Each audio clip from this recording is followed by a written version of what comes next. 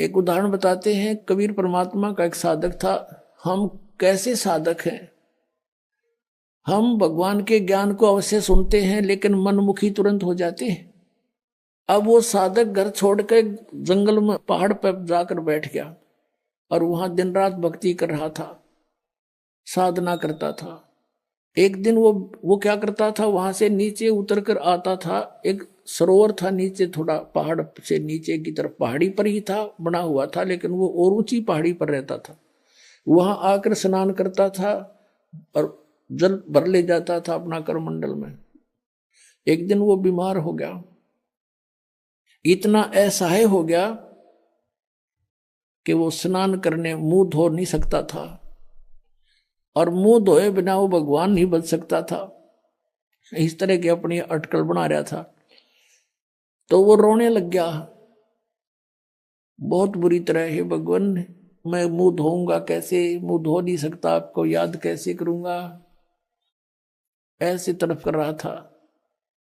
अब कहते हैं, दारी मेरे संत की मोह से मिटे नहीं अंश।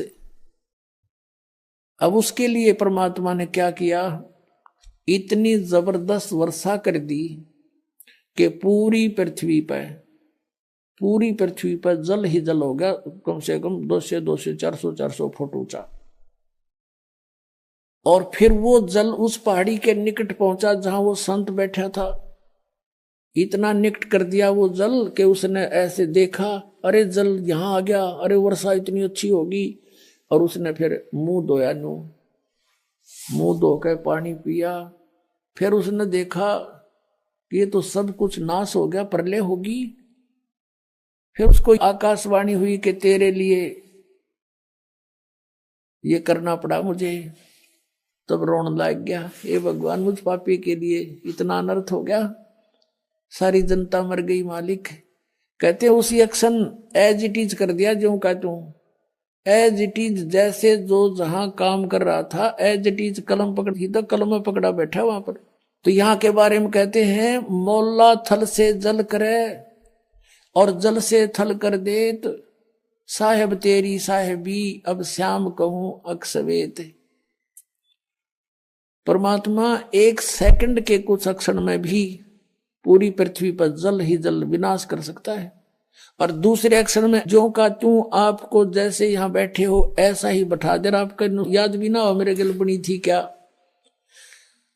इतना सामर्थ्य परमात्मा में है। और हम इन अनाड़ियों के कारण, अज्ञानता के कारण, शास्त्र विरुद्ध साधना करने के कारण, परमेश्वरीय लाभ से वंचित रहने से हम ये सोच बैठे हैं ऐसा नहीं हो सकता, ऐसा नहीं हो सकता। और ये अगर मगर जो है, ये हमारे भक्ति मार्ग को समझने में बहुत